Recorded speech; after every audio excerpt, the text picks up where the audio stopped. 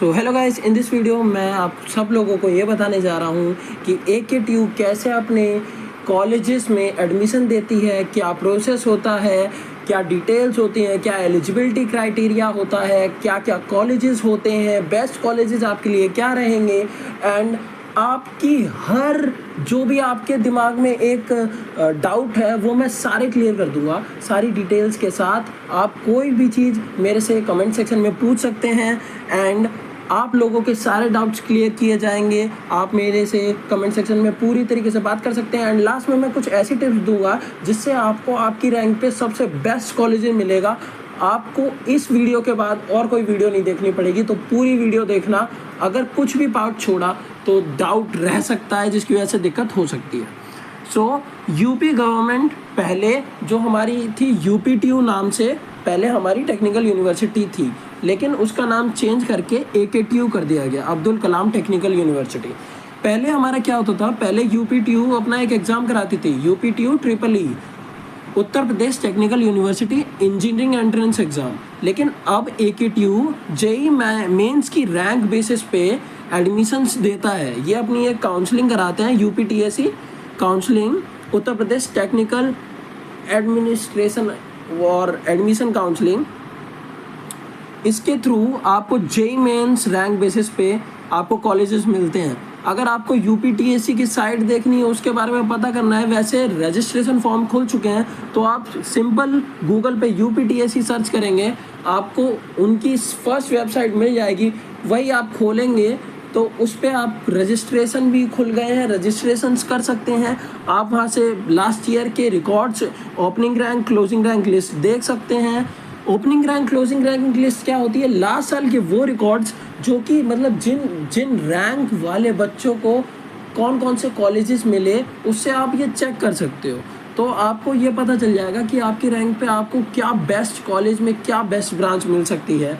इसमें documents required मैं आपको बता देता हूँ। डॉक्यूमेंट्स रिक्वायर्ड बहुत सारे हैं, लगभग आपकी अगर कोई प्रॉपर्टी है तो उसको छोड़ के बाकी सारे कागजात आपके लग जाएंगे। आपकी 10th की मार्कशीट लग जाएगी, जोक्स असाइड, आपकी 10th की मार्कशीट लग जाएगी, आपकी 12th की मार्कशीट लग जाएगी, ओरिजिनल वन, ट्रांसफर सर्टिफिकेट और कैरेक्टर सर्टिफिकेट लग जाएगा। वो आपको स्कूल से ही प्रोवाइड हो जाएगा, आपको स्कूल से ही मिल जाएगा। मोस्टली बच्चों को मिल गए होंगे, कलेक्ट कर लिए होंगे। आपका आधार कार्ड, अगर आप किसी कैटेगरी से हैं, EWS से या फिर SC ST या OBC से, तो आपका कैटेगरी सर्टिफिकेट लगना मस्ट है। और EWS जो है या फिर आपका जो कैटेगरी सर्टिफिकेट है ना, ये आपका पुराना नहीं होना चाहिए। EWS तो आपका अप्रैल 1 2024 के बाद का बना होना चाहिए, ठीक है। अभी भी कई दिन हैं रजिस्ट्रेशन के, आपका अगर नहीं बना है तो टेंशन ना लें, EWS आप अभी भी बनवा सकते हैं। इनकम सर्टिफिकेट भी आपका डैड एज आपकी पूरी फैमिली में और कोई अगर ना कमा रहा हो तो मेनली डैड की इनकम देखी जाती है एंड इनकम सर्टिफिकेट की मदद से ही आपका EWS बनता है। इनकम सर्टिफिकेट आपका स्कॉलरशिप के टाइम में भी काम आता है। अगर आप जैसे EWS से हैं तो आपको कहीं ना कहीं थोड़ा बहुत फ़ायदा रहेगा। अगर आप जनरल हैं और आप EWS का रिजर्वेशन लेना चाहते हैं, इकोनॉमिक वीकर सेक्शन का, और आप हैं तो आप अगर अप्लाई कर देते हैं तो वो आपको कई जगह फ़ायदा देगा।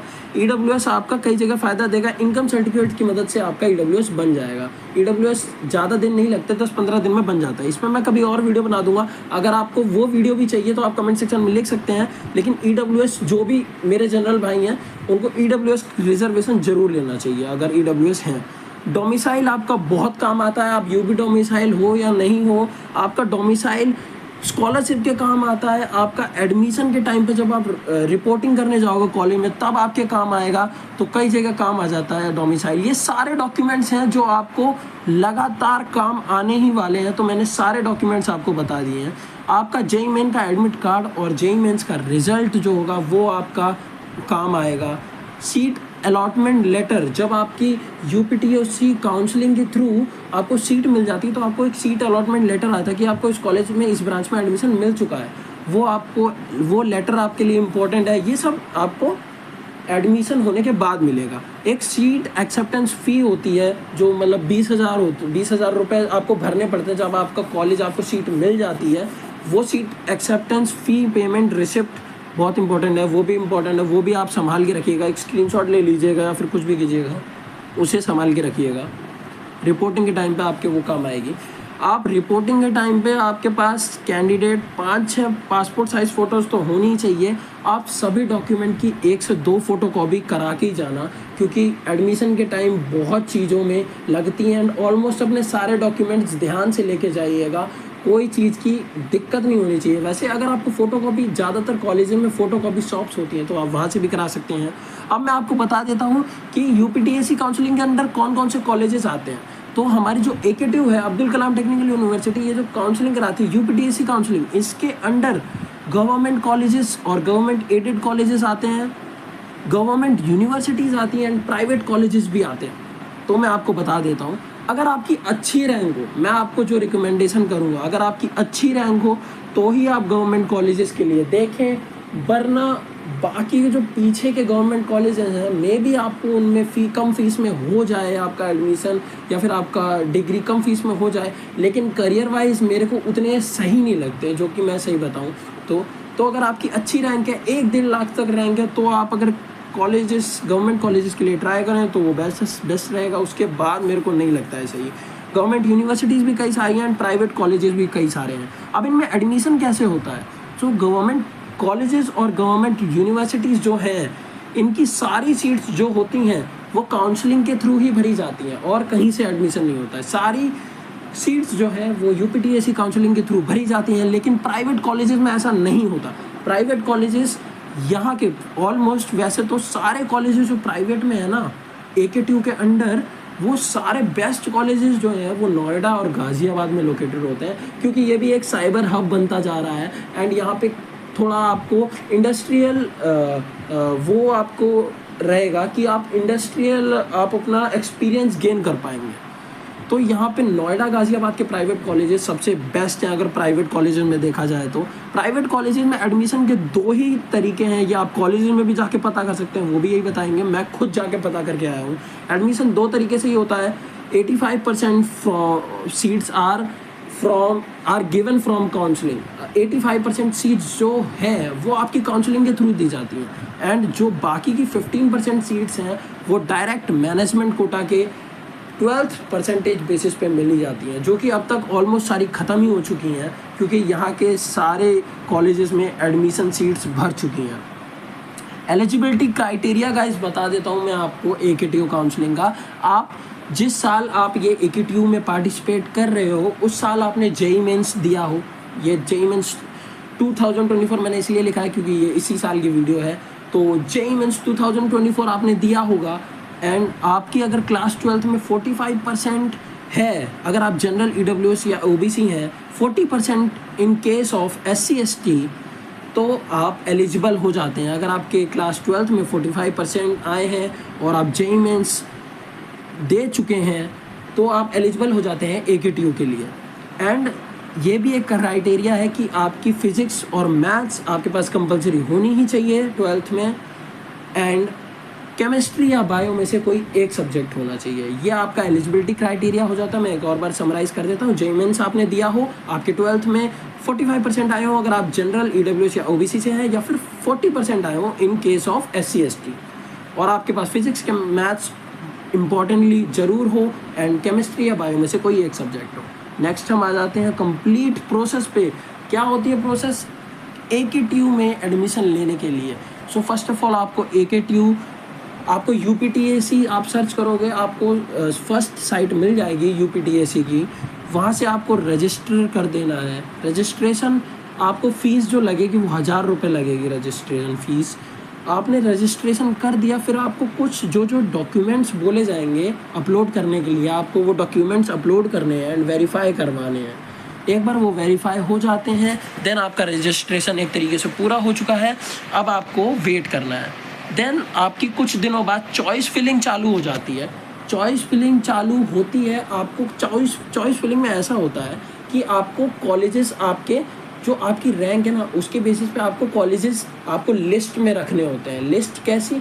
ऐसे जैसे मान लीजिए लिस्ट में ऐसे रखने होते हैं कि नीचे, सबसे नीचे जो कॉलेज रखा जाएगा वो कॉलेज रखा जाएगा जो आपको बहुत ईजिली मिल रहा है, एंड जो सबसे ऊपर रखा जाएगा कॉलेज, वो कॉलेज रख रही है आप जो आपको बिल्कुल नहीं मिल रहा है। बीच में आप वो कॉलेज रखिए जो आपको मिल सकते हैं। सो मतलब जो आपके सबसे मुश्किल है मिलना वो सबसे ऊपर रखिए, देन जो आराम से मिल रहे हैं वो बीच में रखिए, and as a backup option आप कुछ कॉलेजेस जो आपको बिल्कुल हर हालत में मिल रहे हैं वो भी रखिए, ताकि अगर रैंक्स बदलें या फिर आगे पीछे होएं, थोड़ा चेंजेस होएं, तब भी आपको एक एडमिशन सीट मिल जाए। इसके कई सारे राउंड्स होते हैं, इस काउंसलिंग में कई सारे राउंड्स होते हैं। राउंड 1 में मैं आपको बता दूं 4-5-6 राउंड्स होते हैं, 6 राउंड्स होते हैं, कभी कभी 7 भी हो जाते हैं राउंड्स। मेन 4 राउंड्स होते हैं, उसके बाद बाकी 2 राउंड्स अलग अलग कैटेगरीज के होते हैं, वो मैं आपको बताता हूँ कैसे। राउंड 1 होता है आपका एडवांटेज मिलता है आर्म्ड फोर्सेस वालों को। राउंड 1 में आपको सबसे ज़्यादा एडवांटेज मिलता है आर्म्ड फोर्सेस वालों को। ऑनलाइन चॉइस फिलिंग चालू हो जाती है, चॉइस फिलिंग आपने कर दी, उसके बाद अगर आपको सीट अलॉटमेंट रिजल्ट आए, उसमें आपको अगर सीट मिल गई तो आपको एक सीट एक्सेप्टेंस फ़ीस पे करनी होती है 20,000 रुपये फॉर जनरल एंड 12,000 रुपये फॉर SC/ST। ये सीट एक्सेप्टेंस फ़ीस आपको जमा करनी ही पड़ेगी उस टाइम पे, आप मना नहीं कर सकते। अगर आप मना करते हैं देन आपको कोई एडमिशन नहीं मिलेगा, ना कोई रिफ़ंड मिलेगा, ऐसा कुछ नहीं होने वाला है। आपको ये 20,000 रुपये उस टाइम पे भरने ही पड़ेंगे, आपको जो भी सीट मिले जिस भी कॉलेज में। देन आपको एक विलिंगनेस आएगी, आपको सीट मिल चुकी है लेकिन आपके पास अभी भी 2 ऑप्शन रहेंगे, फ्रीज़ या फ्लोट। फ्रीज़ का मतलब ये है, फ्रीज़ आपको तब करना है ऑप्शन जब आप सेटिस्फाइड हो। आपने एक कॉलेज के लिए भरा, आपको पहले ही राउंड में मिल गया वो कॉलेज मान लो, तो कितना बेटर हो जाएगा ना। तो आप बोल दोगे मेरे को यही चाहिए, मैं सेटिस्फाइड हूँ, आप फ्रीज़ कर दोगे, आपको वही उसी कॉलेज में वो सीट में एडमिशन मिल जाएगा। लेकिन आप ये सोचते हो कि ये तो मिल गया है, ठीक है इसको रखो, लेकिन इससे अगर बेटर मिले, जो कि मैंने लिस्ट में ऊपर रखा हो, इससे कोई ऊपर वाला कॉलेज मिल जाए, या फिर मेरे को एक कॉलेज में ECE मिल रही है, वहाँ पे मेरे को IT मिल जाए ये, या CSE मिल जाए, तो मैं अगर मेरी ऐसी सोच है तो मैं फ्लोट करूँगा। मैं सेटिस्फाइड नहीं हूँ, मेरे को ये लग रहा है कि जो कॉलेज मिला है वो ठीक है, लेकिन उससे भी बढ़िया कॉलेज या उससे बढ़िया ब्रांच मिल जाए, उसके लिए मैं फ्लोट करूँगा, ठीक है। ये आपका राउंड 1 होगा। राउंड 1 में सबसे ज़्यादा एडवांटेज आर्म्ड फोर्सेस वालों को होता है, सबसे ज़्यादा एडवांटेज आर्म्ड फोर्सेस वालों को होता है। ये मैं टिप्स एंड ट्रिक्स बता रहा हूँ, कोई नहीं बताएगा, आप पूरे यूट्यूब पे ढूंढते रहोगे, कोई नहीं बताएगा आपको। देन राउंड 2 होता है, राउंड 2 में सबसे ज़्यादा एडवांटेज रहता है SC/ST को, लिख के ले लेना, एडवांटेज सबसे ज़्यादा SC/ST को राउंड 2 में मिलता है। यहाँ पे आप क्या करते हो, आपने जैसे चॉइस फिलिंग की लिस्ट बनाई थी ना, उसको आप एडिट कर सकते हो। राउंड 2 में आप चॉइसेस को एडिट कर सकते हो कि आपने कोई चॉइस ऊपर कर दी, कोई चॉइस नीचे कर दी, ठीक है, वो आप एडिटिंग कर सकते हो, ठीक है। जिनको राउंड 1 में नहीं मिलता वो राउंड 2 में देखते हैं। जैसे मान लो अगर आपको मिल गया एंड आप सेटिस्फाइड हो तो आप फ्रीज कर दो, नहीं सेटिस्फाइड हो तो फ्लोट कर दो एंड अगले राउंड में देखो। अगर आपको नहीं मिला तो भी आप अब अगले राउंड में देखो। राउंड 2 होएगा, उसमें भी यही चीज़ होएगी। आप ऑनलाइन चॉइस फिलिंग कर ही चुके थे, आप एडिट कर सकते हो चॉइसेस को। सीट अलॉटमेंट के रिजल्ट्स आते हैं, आपको सीट मिलती है तो आपको फ़ीस पे करनी पड़ती है। ये 20,000 रुपये आपको एक ही बार भरने हैं ना, ठीक है, एक ही बार भरने हैं ये 20,000 रुपये आपकी। फिर कॉलेज आपको अच्छे मिलते जाए, ब्रांच अच्छी मिलती जाए, उससे आपको कोई और पैसे भरने की ज़रूरत नहीं है। आपको सिर्फ ये 20,000 रुपये भरने हैं एंड आपका ये पक्का हो जाएगा कि आपको कोई ना कोई कॉलेज तो मिल रहा है, ठीक है। ये 20,000 रुपये, वैसे टेंशन मत लेना कि 20,000 रुपये तो बहुत ज़्यादा होते हैं एंड ये आपकी कॉलेज की फ़ीस में से कम हो जाता है। ये आपकी कॉलेज की जो फ़ीस होगी, जैसे आपकी 1.5 लाख रुपये कॉलेज की फ़ीस अगर होती है तो आपकी ये 20,000 रुपये उससे कम हो जाएंगे, आपको 1,30,000 ही भरनी होगी कॉलेज को, ठीक है। तो आपको इसमें कोई टेंशन नहीं लेनी है। फिर आपको वही चीज़ सबमिट विलिंगनेस, आपको अगर सीट मिल गई कि आपको फ्रीज़ करना है, आप सेटिस्फाइड हो, या फिर आपको फ्लोट करना है, आपको आगे देखना है, ठीक है। फिर राउंड 3 होता है। राउंड 3 में सबसे ज़्यादा एडवांटेज होता है जनरल एंड EWS को, ठीक है, और ये यहाँ पे लास्ट चांस होता है चॉइस एडिट करने का। ये राउंड 3 में आप चॉइस एडिट कर सकते हो, इसके बाद आप चॉइसेस एडिट नहीं कर सकते हो, ठीक है। वही फिर से वही होता है, आपको सीट अलॉटमेंट रिजल्ट आते हैं, सीट मिलती है तो आप पैसे भर दो। अगर अभी तक नहीं मिली है सीट और आपको राउंड 3 में जाके मिलती है, राउंड 1 राउंड 2 में नहीं मिली थी, राउंड 3 में मिल जाती है तो आप राउंड 3 में आके पैसे भर दो। और अगर आप सेटिस्फाइड हो तो फ्रीज कर दो। और भी देखना चाहते हो उसको रख के, और भी देखना चाहते हो कि इससे बेटर मिल जाए तो आप फ्लोट कर दो। फिर आपका राउंड 4 आता है। राउंड 4 में सबसे ज़्यादा एडवांटेज है जनरल और EWS को, सबसे ज़्यादा एडवांटेज है जनरल EWS को। तो ये राउंड 4 में आपको सबसे बेस्ट कॉलेज मिलने के चांसेस रहते हैं, जितने भी मेरे जनरल या EWS वाले भाई हैं, ठीक है। Auto freeze of all candidates and mandatory physical reporting, ये क्या है? आप मान लो जैसे अभी तक आपको राउंड 1, राउंड 2, राउंड 3 इनमें कॉलेजेस नहीं मिले हैं, एंड आपको राउंड 4 में आपको जो कॉलेज मिलता है, या फिर आपका राउंड 3 में जैसे आपको कॉलेज मिल गया हो, लेकिन आपने बोला इससे भी बेटर चाहिए मुझे, इससे भी बेटर देखते हैं, ठीक है, तो आपको राउंड 4 में बेटर मिले या ना मिले, आपका जो आपको राउंड 3 में मिला होगा, अगर आपको बेटर नहीं मिला तो आपको राउंड 3 वाला ही फ्रीज हो जाएगा। राउंड 4 में अगर आपको और बेटर मिल गया तो आपको बेटर मिल जाएगा और फिर वो फ्रीज हो जाएगा। मतलब जो भी आपका कॉलेज आपको बेस्ट मिला था वो आपका फ्रीज हो जाएगा। आपको राउंड 4 में मिलता है या नहीं मिलता उसका पता नहीं, लेकिन आपको जो भी अभी तक मिला या फिर राउंड 4 में मिला वो आपका फ्रीज हो जाएगा। और फ्रीज होने के बाद आपको फिज़िकल रिपोर्टिंग जाके करनी होगी उस कॉलेज में एडमिशन के टाइम। आपको यहीं पे मैंने आपको बताया, वो आपको सीट अलॉटमेंट लेटर आ जाता है, जिससे आपको पता चल जाता है कि आपका इस कॉलेज में, यहाँ पे राउंड 4 में फ्रीज हो गया, ठीक है, राउंड 4 में फ्रीज हो गया, फिर आपको सीट अलॉटमेंट लेटर आ जाता है कि इस कॉलेज में आपको ये ब्रांच मिल गई है, आप इस दिन जाके अपनी कॉलेज में रिपोर्टिंग कर सकते हैं, ठीक है। फिर आप राउंड 4 में आपको चॉइस एडिट करने का कोई ऑप्शन नहीं होता है। इससे पहले राउंड 1, राउंड 2, राउंड 3 में था, लेकिन राउंड 4 में नहीं होता है। अगर आपको एक चीज़ दिक्कत हुई कि राउंड 1 से लेकर राउंड 4 में नहीं मिला, तो अभी भी आपके लिए चांसेस हैं, आप टेंशन मत लें। AKTU में हर बच्चे को एडमिशन मिलता है, हर बच्चे का एडमिशन होता है, और मैं करवाऊँगा भी। राउंड 4 में, राउंड 5 आपका होता है सिर्फ गवर्नमेंट कॉलेजेस वालों के लिए। जैसे आपको राउंड 1, राउंड 2, राउंड 3 या राउंड 4 किसी भी राउंड में आपको गवर्नमेंट कॉलेज मिला है, और जैसे गवर्नमेंट में आपको मिल गई ECE ब्रांच, आपने एक गवर्नमेंट कॉलेज चुना है, वो आपको ECE मिल गई है, ठीक है। अब राउंड 4 में सिर्फ गवर्नमेंट वाले बैठ सकते हैं, सिर्फ गवर्नमेंट वाले बैठेंगे राउंड 4 में। एंड उसमें राउंड 5 में जो मतलब अभी तक जितने भी राउंड हुए हैं, सॉरी मैंने यहाँ पे गलती कर दी, जितने भी अभी तक राउंड हुए हैं उनसे आपको जो गवर्नमेंट वाली सीटें जिन बच्चों को मिलती हैं, जो बच्चे गवर्नमेंट कॉलेज में एडमिशन लेते हैं, वो राउंड 5 में भी बैठ सकते हैं। राउंड 5 में सिर्फ गवर्नमेंट कॉलेज वाले बच्चे बैठ सकते हैं और कोई नहीं बैठ सकता। राउंड 5 में जादू होता है। राउंड 5 में क्या होता है, जैसे मान लीजिए आपको एक कॉलेज है गवर्नमेंट कॉलेज, IIT लखनऊ मान लेते हैं, ठीक है, उसमें आपको ECE इलेक्ट्रिकल मिल रही थी। आप अगर कोई अभी उस कॉलेज में सीट IT की बाकी बच जाती है आखिर तक, या फिर कोई बच्चा जो होता है जिसको वो ब्रांच में लेती है लेकिन वो नहीं लेता है किसी वजह से, वो कहीं और ले लेता है, तो आपको वो IT वाली ब्रांच मिल जाएगी। ये चांसेस होते हैं कि आपकी ब्रांच इम्प्रूव हो जाए इस राउंड में। तो ये राउंड बहुत इम्पोर्टेंट है उन बच्चों के लिए जो गवर्नमेंट कॉलेज लेंगे, या फिर जिनको जो गवर्नमेंट कॉलेज के लिए ऑप्ट करेंगे, जिनको गवर्नमेंट कॉलेज मिलेगा। फिर राउंड 6 और राउंड 7 भी होते हैं, ऐसे होते हैं। राउंड 6 तक ही कभी कभार ख़त्म हो जाता है, लेकिन राउंड 7 तक भी जाता है कभी। राउंड 6 और राउंड 7 में कुछ नहीं होता है, जिन कॉलेजेस में एडमिशन बचे होते हैं वो राउंड 6 और राउंड 7 में डाल दिए जाते हैं, एंड बहुत पीछे रैंक तक बच्चे इसमें से एडमिशन ले लेते हैं। ये आपका पूरा कंप्लीट प्रोसेस मैंने आपको समझा दिया। अगर आपको दिक्कत हो मैं आपको फिर से समझा दूंगा, आप कमेंट सेक्शन में कोई भी डाउट हो पूछ सकते हो, ठीक है।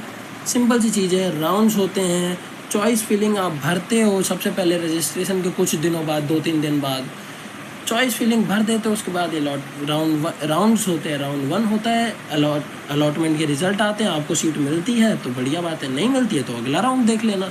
अगर मिल जाती है तो आपको एक्सेप्टेंस फ़ीस भरनी पड़ती है, सीट एक्सेप्टेंस फ़ीस, और फिर आपको फ्रीज़ करना पड़ता है या फ्लोट करना पड़ता है।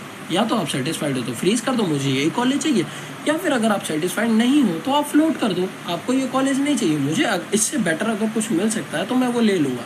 मतलब उसमें कोई डेंजर नहीं है, फ्लोट करना बहुत अच्छा ऑप्शन है कि आपको जो कॉलेज मिला है वो तो ठीक है, लेकिन अगर आपको इससे बेटर कॉलेज मिलेगा ना तो आपको वो मिलने के चांसेस हो जाते हैं फ्लोट में। फ्रीज़ में क्या है, आपने फ्रीज़ कर दिया, आपको फिर वही कॉलेज मिलेगा, ठीक है।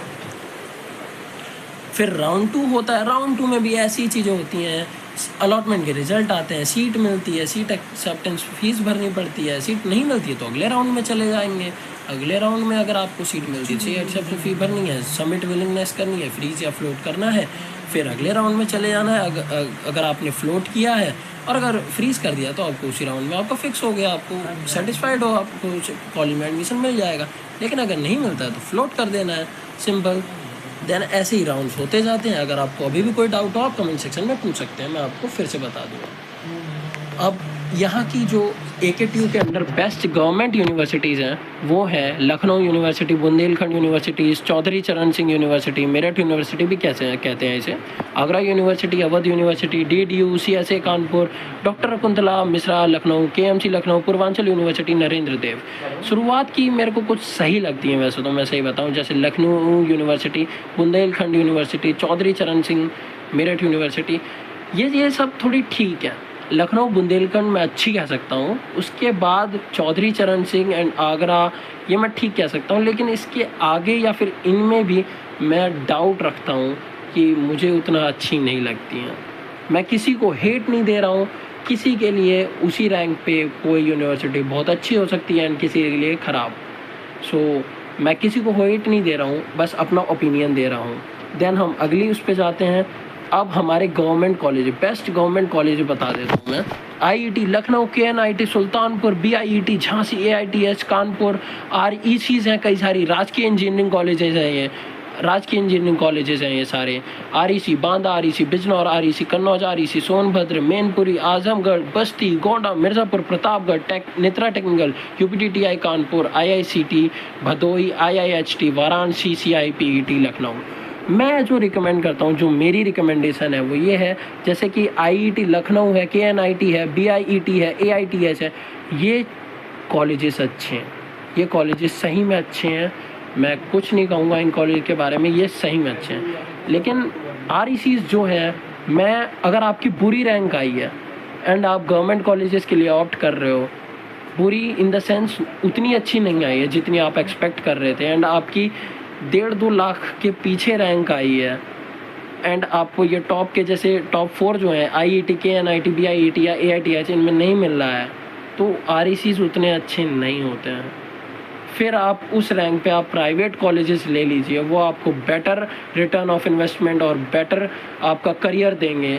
बट मैं RECs को रिकमेंड नहीं करता। कुछ REC शुरुआत की सही है, जैसे बांदा, बिजनौर, कन्नौज, सोनभद्र, मैनपुरी, यहाँ तक सही है, लेकिन इसके बाद आजमगढ़, बस्ती, आजमगढ़ भी ठीक है, लेकिन बस्ती, गोंडा, मिर्ज़ापुर, प्रतापगढ़, इनको मैं ज़्यादा रिकमेंड नहीं करता।